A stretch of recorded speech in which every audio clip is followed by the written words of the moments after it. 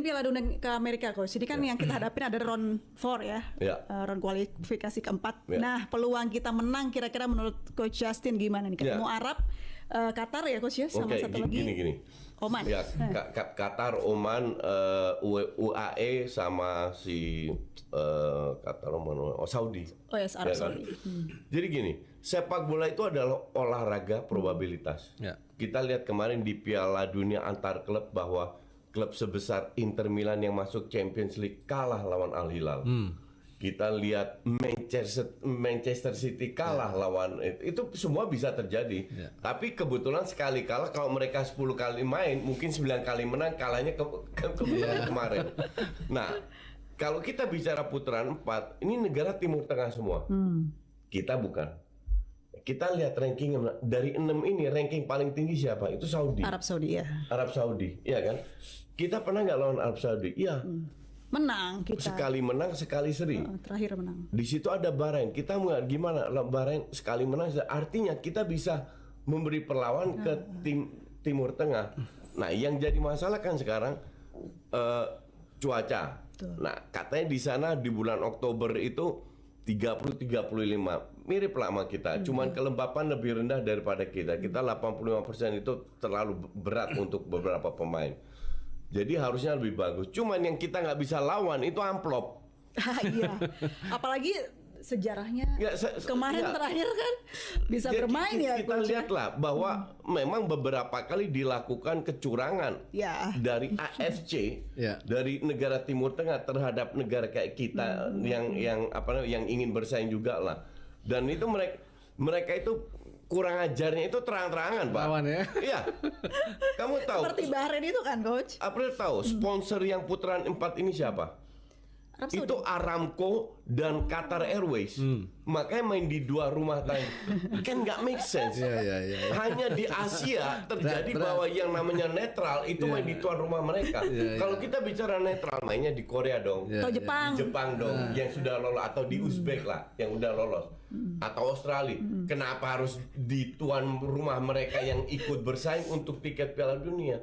Doesn't make sense di Asia ini. Oke, Coach. Di segala tadi ya kekhawatiran Coach tadi ya, kita dicurangi, amplop lah, dan bagaimana itu berat, peluang itu berat, untuk lolos berapa persen terus kalau udah kayak gitu kan. Kalau kita abaikan faktor non teknis itu 60-70% kita bisa lolos. Kalau ada non teknis teknis bisa kita lawan. Ya for sure bisa. Yang repotnya non teknis ini.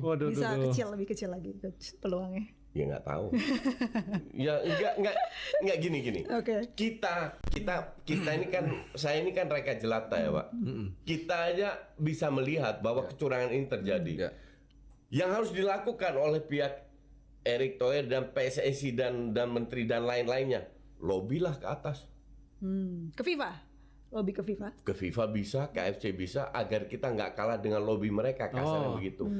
Nggak harus main duit, tapi ada yang kita bisa.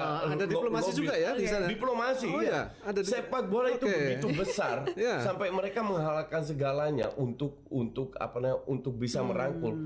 Tadi April bilang Vietnam sampai buka kerannya biar orang Malaysia juga buka, karena peran sepak bola itu kan peran menyatukan, membawa semua hal yang positif. Makanya banyak negara yang melakukan itu. Nah, in this case saya bilang ya silahkan lobby. Silakan lobby, mereka sudah melakukan lobbyan mereka, ya tinggal tugas. Tapi susah nggak sih, Coach? Kita kan nggak punya perwakilan di FIFA. Ya susah. Bukan. Walaupun kita nggak punya perwakilan, tapi Erick Thohir punya hubungan baik dengan Infantino. Kan udah beberapa kali. Yang saya tidak tahu, saya tidak tahu sebaik apa hubungan Erick Thohir di AFC. Yang jelas kita juga nggak punya perwakilan di AFC. Oke. Tapi ya kembali lagi, ini masalah lobby aja. Jadi mungkin nggak, kalau secara duit kita nggak bisa ngelawan. Itu fakta, ya kan.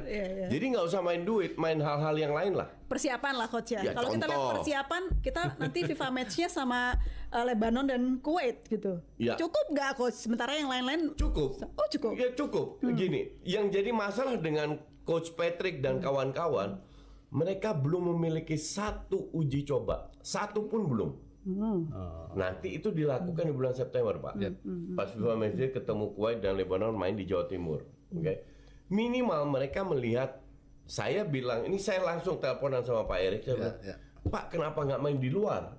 Biar kita menyasar. Terus beliau bilang, ya ini ada beberapa faktor sehingga kita harus main di luar. Oke, saya terima. Yang penting ketemu Kuwait, Lebanon ini udah bagus lah. Minimal di sini Patrick Kluivert dan kawan-kawan itu akan bereksperimen. Jadi jangan expect, saya nggak peduli menang kalah. Yang saya expect adalah pada saat seandainya pun kita kalah, kita udah siap ke putaran keempat. Kita sudah tahu menerapkan strategi apa. Kita sudah tahu plan B-nya apa, plan C-nya apa. Sekarang nggak ada plan B. Sekarang nggak ada plan B karena memang jarang nggak ada ketemu waktu. ya, Coach. Semua serba mepet. Jadi Coach, mungkin ya, benar nggak kalau mungkin secara non teknis ada proses, ada kondisi seperti itu. Tapi sebenarnya secara teknis kita sudah cukup confident ya sebenarnya. Kita udah buktikan. Ini publik juga harus fair juga kan ke teman-teman masyarakat kan gitu loh. Kita sudah buktikan bukan hanya menang, tapi dari permainan kita sudah bagus. unggul. Nah ini yang penting, bukan hanya skor, permainan kita unggul. Baik, Coach, kalau Coach Justin lihat masa depan sepak bola Indonesia seperti apa, Coach?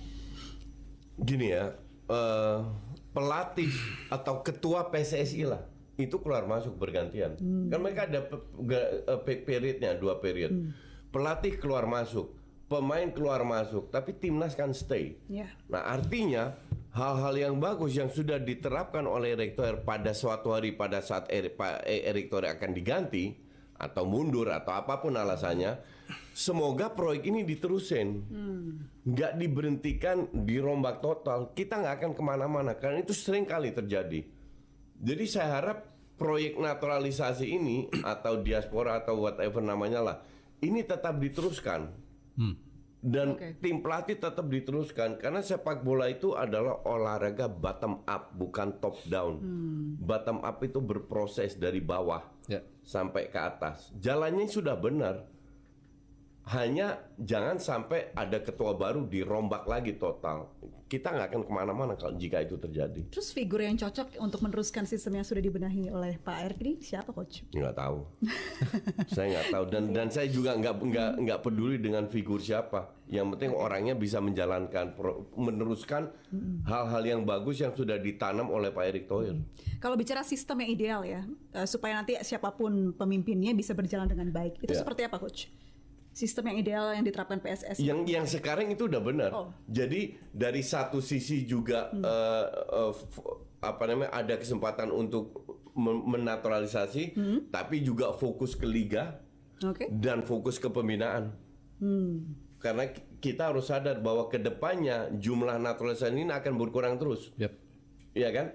Tapi liga ini harus tetap pada saat jumlah berkurang, kualitas liga semoga meningkat. Makin bagus ya. Sehingga akan lebih banyak pemain kita lokal yang bisa memperkuat timnas.